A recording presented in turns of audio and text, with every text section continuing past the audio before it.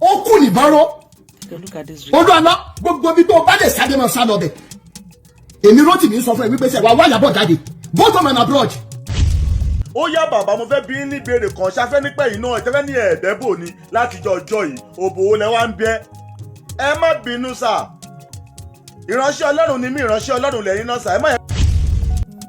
Olualo tí ìkẹ́kọ̀ọ́ ò bá ṣe Ìyábọ̀ tí Ìyábọ̀ wà bí èèyàn ẹ gbàgbé story tẹ́sẹ̀dì sí ni o pé bóyá immigration orí gbogbo yìí ti burú ayé yìí ti bàjẹ́ ẹ rò pé bóyá màá wá gbẹ́rù story yẹn màá wá stop wàhálà tí tá ń fa yìí ẹ ní sóríire papọ̀ kó jẹ́ ẹbí Ìyábọ̀ ló lọ́wọ́ sí inú ọ̀gbun ayé tí Ìyábọ̀ wà kí irú ẹbí bẹ́ẹ̀ náà gbọ̀ ọ́ lọ. Rotimi Daniel òun gangan lọ́wọ́ Olualo wípé dandan ni kó sọ bí tíyàwó ẹ̀ wà ó ní ìyàwó ẹ̀ gan ló ṣeé ṣe kó máa lò láti fi ṣiṣẹ́ ìránṣẹ́ àṣírí túpọ̀ gbá ẹja jọ máa wètò òun bọ̀.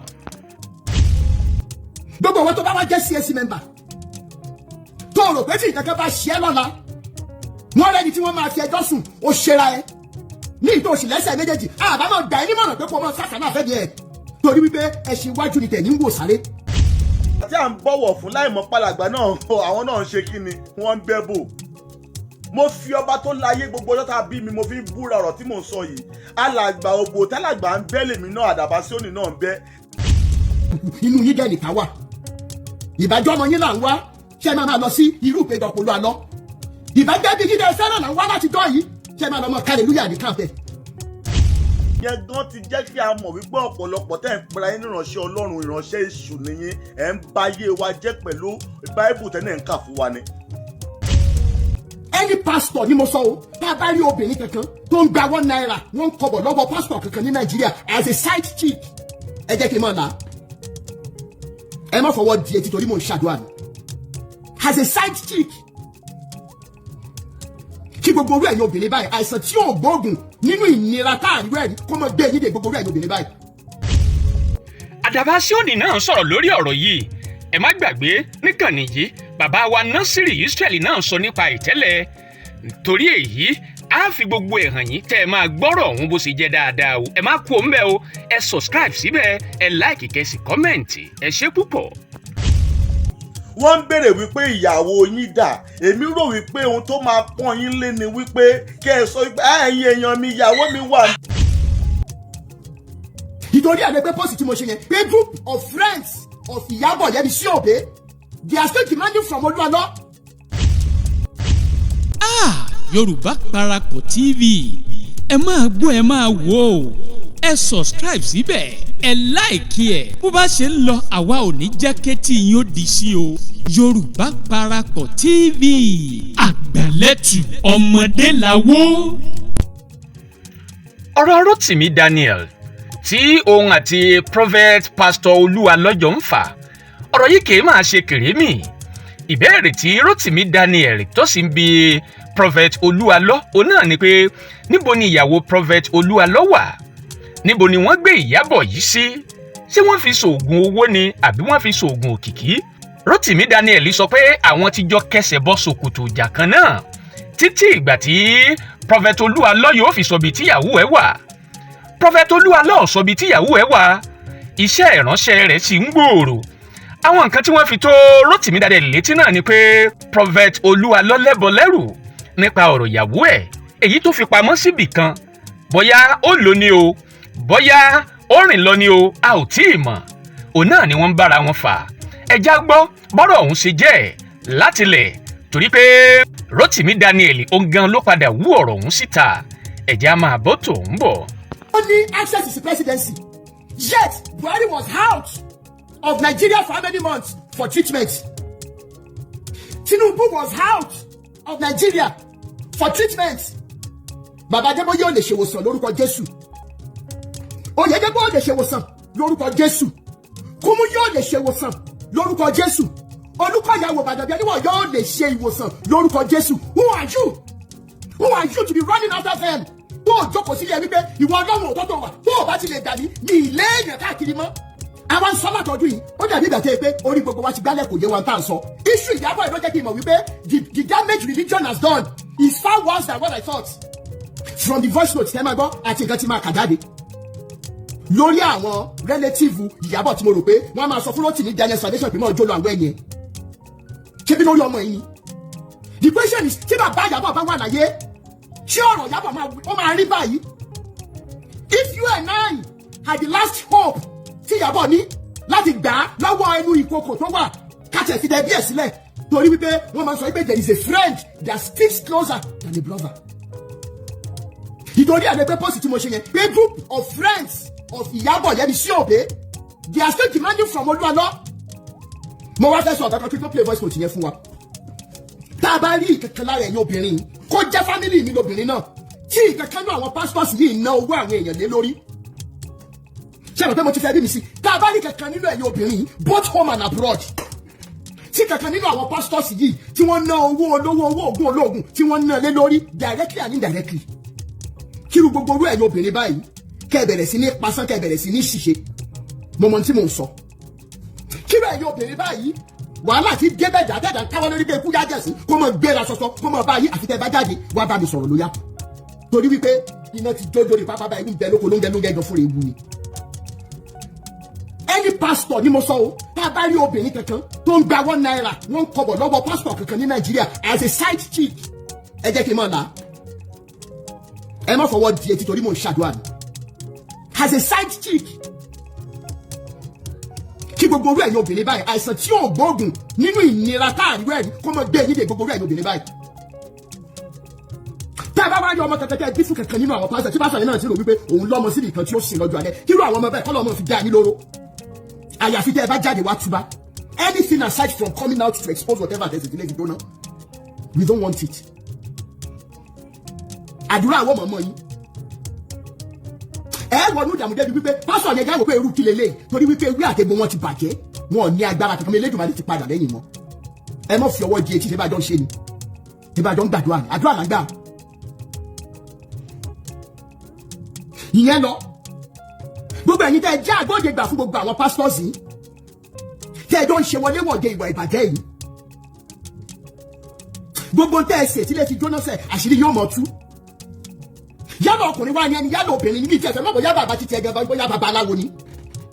As far as babaláwo oníṣègùn oníṣẹ̀ṣe ò ní agbára tó Elédùmarè. Gbogbo tẹ́ ẹ jọ ń ṣe tí lè fi jóná sẹ́ àṣírí yóò mọ̀ tú. Gbogbo orú ẹ̀yin báyìí tẹ́ ẹ sọ pé mọ́ jọ lọ àwọn ẹ̀yẹ. Ìbànújẹ́ ayérayé táàrí ẹ̀rí kó mọ̀ sodo sí ìgbésí ayé yín. Gbogbo tẹ́ wá fi ṣe àlàáfíà Elédùmarè bàjẹ́ mọ́ yín lára ó bẹ̀rẹ̀ sí ní di fíafíà mọ́ yín lára. Ẹ̀yin olùṣọ́ ọ̀bàyé jẹ́ burúkú yìí. Bẹ́ẹ̀ bá bímọ mẹ́wàá lẹ̀ ohun ìgbẹ́gbẹ̀ ní gbogbo wọn yìí tí ó tiẹ̀ ṣọmọ fún yín gan lọ́jọ́ alẹ́ yóò kọ́kọ́ kú dànù lẹ́yìn olùṣọ́ lórí burúkú yìí. Tẹ́lẹ̀ ayé yẹn náà lélẹ̀ nílẹ̀ ní tó ṣú yìí tí ó mọ̀ ṣú ní àwọn ibì kọ̀ọ̀kan àwọn èèyàn ti kú kí wàá lẹ gbé tẹ̀ ń gbé. Kò wá sí ìbẹ̀rù adániwáyé mọ́ ní Nàìjíríà débi wípé à ń wá odidi èèyàn pẹ̀lú ọmọ mẹ́ta. Ẹ̀yin ọmọ Nàìjíríà dákẹ́jẹ́ ẹ̀ sọ̀rọ̀. Tó bá jẹ́ ẹbí yín tó bá jẹ́ ẹbí yín là ń wá.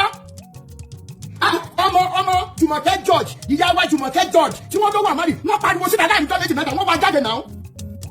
Olualo tí ìkankan ò bá ṣe Ìyábọ̀ tí Ìyábọ̀ wà bí èèyàn. Ẹ gbàgbé story tẹ́sẹ̀dì sí mi o pé bóyá immigration orí gbogbo yìí ti burú ayé yìí ti bàjẹ́ ẹ rò pé bóyá màá wá gbọ́dọ̀ story yẹn màá wá stop wàhálà tí tá ń fa yìí ẹ ní ṣoríire papọ̀ kó jẹ́ ẹbí Ìyábọ̀ ló lọ́wọ́ sí inú ọ̀gbun ayé tí Ìyábọ̀ wà kí irú ẹbí bẹ́ẹ̀ náà gbọ̀ ọ́ lọ. Kó jẹ́ ẹbí Ìyábọ̀ kó jẹ́ ìyá Ìyábọ̀ ló lọ́wọ́ sí directly kí wọ́n mọ̀ púpọ̀ ẹ̀sìn torí pé ó ti débi wípé ẹ̀rọ wípé àlùkò kó ń ṣeré lórí liberation yìí ni. Anybody kó jẹ́ blood Ìyábọ̀ ló lọ́wọ́ sí ìwà látàǹfà ìṣẹ́ kí irú ẹni bẹ́ẹ̀ náà wọnú gbèpá ayérayé kó lọ mọ̀ bó ṣe rí. Ẹ fún mi láwọn story ìjàmbá àwọn story tí ò hadọ̀ nígbà tó bá jẹ́ àsìkò màá mọ̀ play voice note yẹn eléyìí tí mo fẹ́ play lálẹ́ ìgbà láwọn tí mo fẹ́ kà fún yín ẹ mọ̀ rí kí ẹ lè mọ̀ wípé arúgbó pẹ̀lú Rotimi Daniel Foundation Fire Movement à ń ṣèwọ̀n bàtà lè ṣe ṣùgbọ́n ẹni àwa gbójú òkú yóò jẹ́ ẹni àgbà religion ti ba families gẹ́gẹ́ bí wípé ẹ nífẹ̀ẹ́ ara wa rárá ìfẹ́ owó àti ọrọ̀ ayé la ní síra wa yet we go to churches and raising holy hands no wonder God is not answering our prayers our requests. We are so wicked, we are so mean, we are so deadly as a people. Ṣojú tiwa ni. Ṣùgbọ́n èrè wá sí níbọ̀ tí ní mọ̀ sọ wípé Jésù ẹ̀yin olóṣì olórí burúkú aláyé bàjẹ́. Ìbàjẹ́ bẹ́ẹ̀ fẹ́ràn Jésù yẹn lóòótọ́. ìbàjẹ́ bẹ́ẹ̀ níbẹ̀rù adániwáyé yẹn lóòótọ́, ìbàjẹ́ bẹ́ẹ̀ bìlífù nínú bíbélì yẹn lóòótọ́, ẹ bá máa pariwo bí mo ṣe ń pariwo ni. Nítorí ìdí èyí kan mo dúpẹ́ lọ́wọ́ prophet G.A. Lawan, ẹ̀yin nìkan lẹ lo platform yín láti sọ̀rọ̀ sókè pé kí Olualo provide ìyàwó ẹ̀. Mo appreciate yín sà, èmi àti yín ò mọ́ra. Ṣùgbọ́n ọ̀tá ti sọ wá di ẹ̀gbọ́n àtàbúrò, mo mú yín gẹ́gẹ́ bí ẹ̀gbọ́n sà. You stood up irrespective of what will happen. Àwọn olòṣì tó kù inú inbox lásán náà máa wá sọ́ra dáradára. Prophet G.A. Lawan, mo tún kí yín lẹ́ẹ̀kan sí, àṣàdámàṣẹ́ ni yín. Tí irú yín bá wá sọ fún mi pé Jésù wa máa jókòó tí ìyá ẹ̀dọ̀ mọ̀ sọ̀rọ̀ Jésù ní sà. Gbogbo àwọn tó bá wá jẹ́ CAC member tó rò pé tí ìkankan bá ṣe é lọ́la, wọ́n rẹ́ni tí wọ́n máa fi ẹjọ́ sùn, ó ṣera ẹ ní ìtòsí lẹ́sẹ̀ méjèèjì, àbámọ̀ gbà ẹ́ nímọ̀ràn pé kó mọ sàkánà fẹ́ di ẹ̀ torí wípé ẹṣin iwájú ni tẹ̀yìn ń wò sáré. Ṣé báwọn kan la gbé wá lánàá? They are victims of Jonathan Babalola. Mo dìídì fún Babalola ní chance pé kó wá sọ̀rọ̀ lórí live video mi, kó wá sọ pé òun ò jẹ̀bi tí wọ́n ẹ̀sùn tó fi kàn. Ó ní wípé àwọn bàbá òun lókè ní pé òun ò ní àǹfààní láti sọ̀rọ̀. Is it the same people you are under them saying you are worshiping God? You are mistaken. You are what? You are mistaken. Gẹ́gẹ́ bẹ́ẹ̀ ṣe mọ̀, the first opportunity, the first step, or the first opportunity in finding Iyabo, ni wípé ká ní one or two representatives in family to máa sọ pé enough is enough. Mr. Rotimi, as a representative of Obe family, àti fún foundation yìí láṣẹ ní ìbéèrè any Obe family tó bá ní mo béèrè owó lọ́wọ́ àwọn ẹnìkan jáde. Àwọn ti foundation group la mo bá ṣe sanwó fún lọ́yà dẹ̀ ti ṣetán láti ṣiṣẹ́. As a matter of fact, mo ti send the copy letter tí wọ́n máa sign, tí wọ́n máa kọ lórí letter paper pé from the social family, I authorize the social foundation kí wọ́n bá wa ṣe tọpinpin wíwá Ìyábọ̀ jáde kẹ́lẹ́ mọ̀, gbogbo ẹ̀ ni mo lẹ́fí dẹ́sẹ̀ lọ́wọ́. Ó dẹ̀ wá di wípé story oríṣiríṣi wá ń jáde lórí pé káfẹ́ sign letter. Mo play voice note tí Major Obe fún wa, Major General Obe retired. Tí wọ́n dẹ̀ ń sọ́jọ́ náà pé Mr. Rotimi gbogbo tẹ́ ẹ bá fẹ́ ṣe nìṣó, a wà lẹ́yìn ní. Tí gbogbo wa gbọ́n bí báyìí, ọkàn mi dẹ̀ balẹ̀. Tí chamber wa dẹ̀ legal chamber wa dẹ̀ ti ṣe tán, nítorí Mr. Rotimi kan báyìí láti ó tán, ẹ jẹ́ ká resume iṣẹ́. Ìjọ Friday tó lọ yìí, ẹ mọ̀ rí bẹ́ẹ̀ lánàá gan-an, ara mi ò fi bẹ́ẹ̀ kúnná lórí live video tí mo ṣe. Mo mọ̀ pé ẹ fẹ́ràn mi. Ṣùgbọ́n tí Ẹlẹ́dùmarè bá ti rí inú mi, kó mọ̀ fi inú mi tí mo fi ṣe liberation kó mọ̀ fi dání lẹ́jọ́ láti àkókò yìí lọ. Tó bá jẹ́ òtírí ọmọ tìbọ̀ pé bóyá mo hate ẹnì kankan ni mo ṣe ń ṣe tí mo ń ṣe, kó mọ̀ dání lẹ́jọ́ kó mọ̀ bí mi. Iṣẹ́ ògùn ni mo ń ṣe kó mọ̀ gún mi tí n bá ṣe torí personal reason. Ṣùgbọ́n tí ó bá ti débẹ̀, gbogbo ẹ̀yin tẹ́ ìwọ mi tí kàtẹ́gbin kójú ọmọ rẹ lédè mi. Gbogbo ẹ̀yin tẹ́ tí wọ́n bá ti pọ́ọ̀sì kẹ́kẹ́ against mi, ẹ máa lọ síbẹ̀ máa sọ wípé ẹ má dábọ̀ báyìí náà kìnnìkan. Àwọn ọmọ yín tó lógojú ti di gbígbégbé, ẹ máa sáré kábàkàbà lórí ọmọ, ẹ̀yin olórí burúkú yìí, ó ṣekú ṣẹyẹ. Ẹ máa wọ̀ mí tí kàtẹ́gbin nígbà tó ẹgbẹ́ bí mo ń ṣe live video pé kí n kú. Wàhálà ìtẹ́ bá gbọ́ pariwo kókó kú lọ́la mo lọ sinmi ni, kì í ṣe kú ọ̀fọ̀ rárá because I am fulfilled if you don't know. Torí wípé dọ́tà láró bá kú ìjọ́ náà máa mọ iye aṣọ tó rẹ̀. Èmi ò bẹ̀rù kú, ẹ̀yin lẹ̀ bẹ̀rù kú, inú yín dẹ̀ nìkan wà. Ìbájọ́ ọmọ yín là ń wá, ṣé máa lọ sí irú ìpéjọpọ̀ Olualo. Ìbájẹ́ bí gídẹ̀ fẹ́ràn là ń wá láti jọ́ yìí, ṣé máa lọ mọ hallelujah ní kàmpẹ́. Ẹ̀yin olùṣọ́ lórí burúkú yìí kàrà dáradára. Ẹ̀sìn tí ó jọ ṣe yín pẹ̀lú Olualo, ó ń jìmù lọ́wọ́. And finally torí pé mo ti níbi tí direction lọ, ẹ má jẹ́ kàn yín, wọ́n ní pé ó kù nìbọ́rọ́. Olualo gbogbo bí tó bá lè sáré máa sá lọ bẹ̀. Èmi Rotimi sọ fún ẹ wípé ṣe wá Ìyábọ̀ jáde, both home and abroad. Tó gbogbo ẹ̀yin tẹ̀ wọ́n mi tí kàtẹ́gbin pé bí kí kó dọ̀la kan ní àkọmọ̀ jáde, kò mọ̀ ṣe live video, bóyá OBC ni, ó ṣe kìíní kan ni, kí wọ́n wá tú fọ yín. Ẹ má kọjú gbogbo wa là ń lọ. Àwáyé má lọ kò sí, gbogbo àwọn tó ń sáré kiri tó ń fọmọ lọ́mọ ṣe kẹ́ẹ̀ náà, ṣé wọ́n ní kú mọ́ ni? Mo béèrè ni, ẹ má kọjú. Good afternoon, good evening, gbogbo bí dábàá ti ń wò mí, orúkọ tèmi ò yí padà, Àdàbà Síónì. Ẹ bá mi pé dádì Olualo, Pastor Olualo, ẹ jọ̀ọ́ sá mo fẹ́ rí yín sá. Ikọ̀ Ọlọ́run ni yín, ikọ̀ Ọlọ́run lèmi náà, ìránṣẹ́ Ọlọ́run ni gbogbo wa ń pera wa. Mo rántí ní ọ̀pọ̀lọpọ̀ ọdún kan sẹ́yìn, ní nǹkan bí 7 years ago, 8 years ago, tí mo ṣe fídíò kan wípé gbogbo àwa ìránṣẹ́ Ọlọ́run ẹ jẹ́ ká máa gbé fọ́tò ìyàwó wa àti àwa àti ìyàwó wa sínú bánà. Kí àwọn èèyàn tí wọ́n wá sí ṣọ́ọ̀ṣì wa lè mọ̀ pé a ti níyàwó, pàápàá ká lè jẹ́ àpẹẹrẹ rere fún àwọn tí wọ́n fẹ́ wá sínú ìjọ wa. ìgbà tí mo ṣe fídíò yẹn ní 8 years ago yẹn àwọn kan dìde ogun àwọn bàbá kan tó yẹ kó máa ń dóyàwó níyàwó tó yẹ kó wọ́n fi ìyàwó wọn pamọ́ wọ́n máa náwọn ò níyàwó àbí kíní àbí kó máa parọ́ pé ìyàwó wọn kíní ọ̀kìnì kan wọ́n máa dó àwọn ìyàwó níyàwó wọ́n máa fa àwọn ìyàwó níyàwó ṣe àwọn nǹkan kan. Mo fẹ́ sọ̀rọ̀ láàárọ̀ yìí. Alàgbà Olualo, èmi ò rò wípé court case ló wá jẹ́ kí ó kàn lẹ́yìn ìgbà tí wọ́n bi í léèrè pé kẹ́ ẹ mú ìyàwó yín jáde a fẹ́ mọ ìyàwó yín. Bí ò bá kí n ṣe wípé ọwọ́ tí yín náà ò mọ́ sà, èmi ò rò pé court case ló wá kù ẹ wá lọ ń pe bàbá wa Olúfẹ́mi Fálànà kọ́ wá bá yín ṣe kéèsì. Kí ló dé lórí kí ni kí là gbé kí là jù adèpéra wa níránṣẹ́ Ọlọ́run. Wọ́n ń béèrè wípé ìyàwó yín dà. Èmi rò wípé ohun tó máa pọ́n yín lé ni wípé kẹ́ ẹ sọ wípé ẹ̀yin èèyàn mi ìyàwó mi wà níbí ìyàwó mi rèé. Ibù kí ìyàwó yín wà l'Amẹ́ríkà kẹ́ ẹ lè send owó flight sí kó máa bọ̀ Nàìjíríà kẹ́ ẹ dújọ́ ya fọ́tò. Ẹ wo bí bàbá Atúmọ̀àlá ẹ wo bó ṣe ń ṣe pẹ̀lú ìyàwó ẹ̀. Kò séèyàn kankan tí ó mọ́ nínú gbogbo wa tá a pẹ́ra wa ní ìránṣẹ́ Ọlọ́run. Kò sí ìránṣẹ́ Ọlọ́run kò Bíbélì kan sọ wípé bí Olúwa bá ń sàmì ẹ̀ṣẹ̀ kò sẹ́yìn náà tó lè dúró. Abẹ́gbọ́sà, èmi ò rò wípé ó yẹ kó jẹ́ ohun tó máa le àbí tó máa fàjà lórí wípé wọ́n ń béèrè pé ìyàwó yín dà. Ohun tó wá kàn ní pé kéèsì ká máa fi kéèsì léra wa. Ẹ dákun àwọn tí wọ́n ẹ fẹ́ gbẹ́jọ́ lọ bá yẹn àwọn ni wọ́n torí kò yé mi o.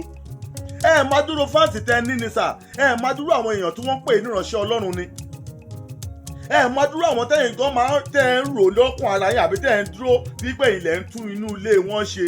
Náà ẹ sọ fún wa ṣé kò kì í ṣe wípé abẹ́ pẹpẹ ti ń rùn ṣé kò ṣe pé pẹpẹ is smelly now. Àtìgbà tẹ́mi tiẹ̀ ti mọ̀ pé pẹpẹ ti ń rùn òun ni ìgbà kan tí wòlíì Ọlọ́run kan ní ṣọ́ọ̀ṣì wa ní Àbòrú ní Yànàpájà. Alàgbà ńlá ni àwọn èèyàn ńláńlá ló wáyé ṣọ́ọ̀ṣì wa. Alàgbà tí à ń bọ̀wọ̀ fún láìmọ̀ pálàgbà náà àwọn náà ń ṣe kí ni wọ́n ń bẹ́bò. Mo fi ọba tó láyé gbogbo ọjọ́ tá a bí mi mo fi búra ọ̀rọ̀ tí mò ń sọ yìí. Alàgbà òbò tálàgbà ń bẹ́ lèmi náà àdàbà sí òní náà ń bẹ́. Tèmi àti bèbí yẹn bá ti sùn sórí bẹ́ẹ̀dì lálẹ́ alàgbà máa wá pè é. Alàgbà máa ní kí ló rí lára ọmọ yẹn náà ọmọ àdàbà sí ọ̀rọ̀ àdàbà yẹn kí ló rí lára ẹ̀ ọmọ òṣì ọmọ kìnnìkan ṣé owó tóun fún ẹ ló fi tọ́jú àdàbà nǹkan gbàkàwó kan ó ń yà mí lẹ́nu pé sọ àwọn àgbàlagbà náà àwọn àgbààgbà náà àwọn náà máa ń ṣe kí ni wọ́n máa ń yóbò wọ́n ń yóbòdò. Kò ń ṣe obìnrin kìíní kò ń ṣe obìnrin kejì tí èmi àti irú alàgbà yẹn ti jọ dó tàbí jọ ń lé òbòdò. Ẹ wá wò ó ṣé mo lè káùntì yẹn gẹ́gẹ́ bí ìránṣẹ́ Ọlọ́run mọ́. Àwọn yẹn gan ti jẹ́ kí a mọ̀ wípé ọ̀pọ̀lọpọ̀ tẹ́ ń pera yín ní ìránṣẹ́ Ọlọ́run ìránṣẹ́ èṣù nìyẹn ẹ̀ ń báyé wa jẹ́ pẹ̀lú báíbù tẹ́lẹ̀ ń kà fún wa ni. Ẹ wo ọ̀pọ̀lọpọ̀ àwọn tí wọ́n máa wò yín náà gẹ́gẹ́ bí mẹ́ńtọ̀ tí wọ́n pera wọn ní ìránṣẹ́ Ọlọ́run kó máa wò yín bí mẹ́ńtọ̀. Ẹ̀yin náà wá wò ó ṣé àpẹẹrẹ tẹ́ fi ń lélẹ̀ ní ìsìn ṣé ó yẹ ṣá wọ́n ní pé ìyàwó yín dà àwọn ọmọ yín dà ṣé wọn ò ṣe é rí ni ṣé abirùn ni wọ́n ni kò dẹ̀ sí nǹkan méjì tó fà á. Àwọn tí wọ́n rọ̀gbà yín ká tí wọ́n ń ṣèṣe ìyàwó tí wọ́n rọ̀gbà yín ká wọ́n ti pọ̀ jù wọ́n pọ̀ gan-an kò lè jẹ́ kí ẹ sọ pé ìyàwó àtàwọn ọmọ rèé àbí ká sọ pé ti fi ìyàwó àtọmọ ṣètùtù ni àbí kí lè tó fẹ́ fà tán fi ń bí ìyàwó àtọmọ ń kọ́ tàyẹ̀ yín tẹ́ ìpínlẹ̀ ní ìránṣẹ́ Ọlọ́run tó wẹ́ pé the next thing ni wípé court case ilé ẹjọ́ máa rẹ́jọ́ dá lákòókò yìí ńgbà náà o. Because ọ̀pọ̀lọpọ̀ yín tá à ń wò gẹ́gẹ́ bí ìránṣẹ́ Ọlọ́run tá a bá lọ wo secret life fún yóò tí ẹ̀ ń gbé ṣe ní kọ̀kọ̀ ó jẹ́ kí wọ́n máa jù ú lókùúta pa ni. Gbogbo ẹ̀yin tá à ń wò ní mentor tá à ń wò gẹ́gẹ́ bí alàgbà tá à ń wò gẹ́gẹ́ bí pastors lókè yìí ìwà yín tẹ̀ ń wò ní kọ̀kọ̀ tí àṣírí yín bá tú ẹni tí wọ́n máa jù lókùúta pa ni yín. Kí pásítọ̀ gbé ìyàwó ẹ̀ sẹ́gbẹ̀ẹ́ èmi rò pásítọ̀ máa fún àwọn ọmọ ìjọ ní oríyìn láti jẹ́ kí wọ́n máa tún inú ilé wọn ṣe pé ẹ máa wo pásítọ̀ àtìyàwó wọn ẹ wò ó bọ́ yé ṣe jẹ́ káwọn náà kẹ́kọ̀ọ́ lára pásítọ̀ àtìyàwó wọn ẹ̀yin náà ẹ wò irú ẹ̀kọ́ wo ni àwọn millions of followers tí wọ́n tẹ̀lé yín tẹ̀ fẹ́ jẹ́ kí wọ́n kọ́ lórí matrimonial life wọn pẹ̀lú ohun tá à ń rí lọ́wọ́ yín yìí. Ó yá bàbá mo fẹ́ bí ní ìbéèrè kan ṣáfẹ́ nípẹ́ yìí náà ìtẹ́fẹ́ ní ẹ̀ẹ́dẹ́bò ni látijọ́ ọjọ́ yìí òbò lẹ wá ń bẹ́ ẹ má bínú sà ìránṣẹ́ Ọlọ́run ni mí ìránṣẹ́ Ọlọ́run lẹ́yìn náà sà ẹ má yẹ ká pera wa lẹ́bẹ̀ tí mọ́tò yìí tó bá ní fault mẹkáníìkì la máa pè sáàmù ò lè sọ pé kí mọ́tò tó ní fault kó ṣiṣẹ́ ẹ má jà tanra wa mọ́ ọ̀pọ̀lọpọ̀ àwọn pastors yìí ẹ ti bà yé ọ̀pọ̀lọpọ̀ ènìyàn jẹ́. Àwọn ènìyàn kan náà dẹ̀rẹ̀ wọ́n béèrè question yẹn mọ̀ pé òtítọ́ ọ̀rọ̀ ni wọ́n béèrè ẹ̀dẹ̀ mọ́ tó wà behind it ẹ̀dẹ̀ dákẹ́ ẹ̀dẹ̀ ń ṣe bíi pé lágbára Ọlọ́run gbogbo tí ẹ̀dá bá gbìn láyé ẹ̀ ló máa káṣá. Ẹ̀yin náà máa rò ní ìsìn ẹ máa rò pé géèmù tẹ́ play ń gbà yẹn pé géèmù yẹn ti lọ ẹ wàá mọ̀ yìí pé ìyàn 20 ọdún ni a máa jóni lọ́wọ́. Ẹ̀yin alàgbà kan ẹ máa wàásù fún àwọn ọmọ ìjọ ṣùgbọ́n ẹ fẹ́ jẹ́ kí wọ́n wàásù fún yín. Ṣé ìgbé ayé tiyín ti kọjá ẹni tí wọ́n wàásù fún ni? Alàgbà kan obìnrin kan pásítọ̀ kan ló sọ pé torí pé obìnrin kan ò tí ì ṣe wẹ́dínì kò tí ì ṣe introduction ó ń bá ọkùnrin ya fọ́tò kò yẹ ní ìjọba ọ̀run.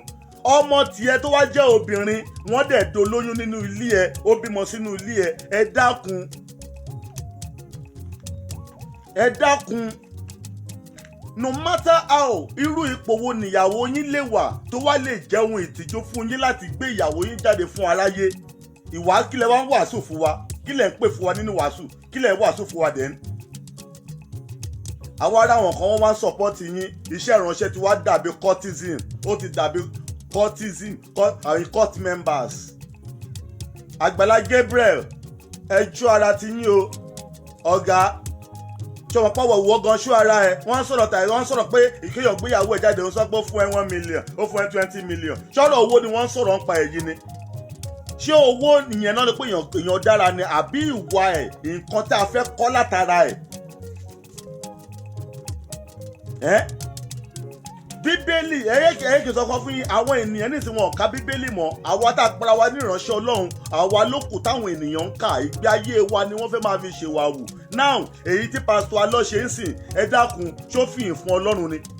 Wọ́n ní ìyàwó yín ń kọ́ ẹ sọ́dọ̀gùn ṣé ìyàwó yín ò ṣe fi wọ́n ni? Àwọn wo lẹ fi ń ṣèyàwó tí ò jẹ́ kẹ́ fi ìyàwó yín wọ̀n fún wa?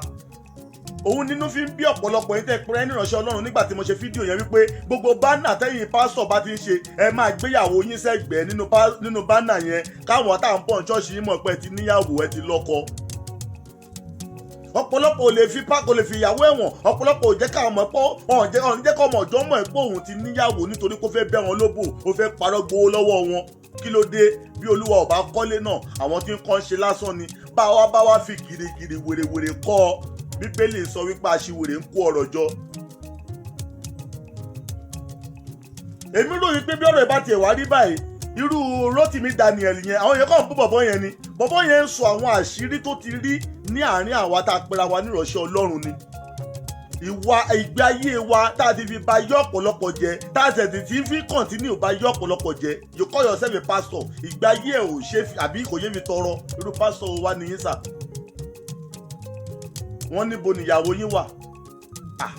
In tó jẹ́ ohun question tó nítumọ̀ ni tó dára kó tó pọ́n èèyàn lé ẹ̀fọ́ ẹni tó níyàwó tó lọ́mọ tó jẹ́ a responsible man. That question is a good question for a responsible man to answer. Where is your wife? Where is your children? You will both need to bring out your children and your wife. Your children and your wife. Ọkùnrin tí ayé ẹ̀ bá dáa tọkùnrin tó ṣoríire ara ẹ̀kọ́ láti máa mọ̀ ẹ́ kó ṣoríire ara ìyàwó àtàwọn ọmọ ẹ̀ láti máa mọ̀ ẹ́ kó ṣoríire. Bàbá Olualo tá a bá fẹ́ mọ̀ pé ẹ ṣoríire tá a bá fẹ́ mọ̀ pé èèyàn Ọlọ́run nìyí bring out your wife and your children ara wọn láti máa mọ irú èèyàn tẹ́ jẹ́. Bí ọkùnrin bá jẹ́ ọlọ́lá bí ọkùnrin bá jẹ́ olówó ara ọkùnrin ara àwọn ọmọ àtìyàwó ẹ̀ láti máa mọ̀ pé olówó ni bàbá àwọn ọmọ yìí olówó ni ọkọ ẹni yìí. Kò ń ṣe káwọn ọkùnrin wa máa ṣe gàràgàràgàrà gbogbo gàràgàrà yẹn nítorí pa fẹ́ jóbó olóbodò ni take it or you leave it. Ẹ má ẹ̀ka parọ́ fáwọn ènìyàn mọ́. Bàbá Olualo where is your wife láyé ń béèrè ọ̀rọ̀ kéèsì yẹn èmi ò rò pé yẹn ló kàn nínú iṣẹ́ ìránṣẹ́. God bless you, God bless you. Òótọ́ ọ̀rọ̀ bí ìsọkúsọ ni o tí ò bá nídìí àti pé tí ò bá jẹ́ pé nǹkan kan bẹ lábẹ́ ọ̀rọ̀ yìí ò bá ti le báyìí ṣùgbọ́n àwọn kan òun náà ni wọ́n ta Rótìmí Daniel lólobó wípé nǹkan kan ṣẹlẹ̀ lórí ọ̀rọ̀ Olualo ìyẹn bàbá Adanimogo nípa bí kì í ṣe gbéyàwó ẹ̀ sí orí gbogbo nǹkan tó bá ń ṣe àti pẹ̀lú pé látìgbà tó ti bẹ̀rẹ̀ iṣẹ́ ìránṣẹ́ rẹ̀ òun náà ni àwọn ẹbí ìyàwó ẹ̀ ni wọ́n ti ń ṣàkíyèsí ṣùgbọ́n bí ọdún mélòó kan sẹ́yìn báyìí ni wọn ò ti rí ìyàwó ẹ̀ mọ́ bẹ́ẹ̀ kò sọ nǹkan kan lórí ẹ̀. Níbo ni ìyàwó ẹ̀ wá wà? Ṣé ìlú òyìnbó ló wà ni? Ṣé Nàìjíríà ni? Ṣé wọ́n ti fi nǹkan ṣe ni? Nítorí pé àwọn ẹbí ìyàwó ẹ̀ gan ò rí, wọ́n sì ń bá Olualo fa wàhálà. Àwọn àgbààgbà CAC kan náà ti dìde lórí ọ̀rọ̀ yìí. Bẹ́ẹ̀ sì ni àwọn kan sọ pé kò sí ní tó kàn wọ́n ń bẹ̀, ṣùgbọ́n ọ̀rọ̀ ti kọjá nǹkan tá à ń sọ yìí. Tọ́ Yorùbá Parapọ̀ TV bó bá ṣe ń lọ àwa ò ní jẹ́ kétí yín ó di sí o, nítorí pé àbá pa àtọ̀ ni o, tá a bá tọ̀ yóò dẹran onídìí. Ẹ subscribe síbẹ̀, comment síbẹ̀, like ẹ̀, torí pé bí àwọn ọ̀run bá ṣe ń jáde náà láà sì máa fi tó yín létí. Yorùbá Parapọ̀ TV, a ó tún pàdé lọ́jọ́ míì ọjọ́ rẹ ni. Ire o, ire kàbìtì. Àti retí rẹ̀ o, ọmọ aláṣẹ dìde. Àti retí rẹ̀ o, ọmọ aláṣẹ dìde. Wá bá wa sọ̀rọ̀ ìjìnlẹ̀, ká lè mọ bí ayé kọrí sí. Wá bá wa sọ̀rọ̀ ìjìnlẹ̀, ká lè mọ ìgbésẹ̀ tó yẹ ká gbé. Ọmọ aláṣẹ. Àti retí rẹ̀ o, ọmọ aláṣẹ dìde. Àti retí rẹ̀ o. Àti retí rẹ̀ o, ọmọ aláṣẹ dìde. Ó wá bá wa sọ̀rọ̀ ìjìnlẹ̀. Wá bá wa sọ̀rọ̀ ìjìnlẹ̀. Ká lè mọ bí ayé kọrí sí. Ká lè mọ bí táyé kọrí sí. Wá bá wa sọ̀rọ̀ ìjìnlẹ̀. Ká lè mọ ìgbésẹ̀ tó yẹ ká gbé.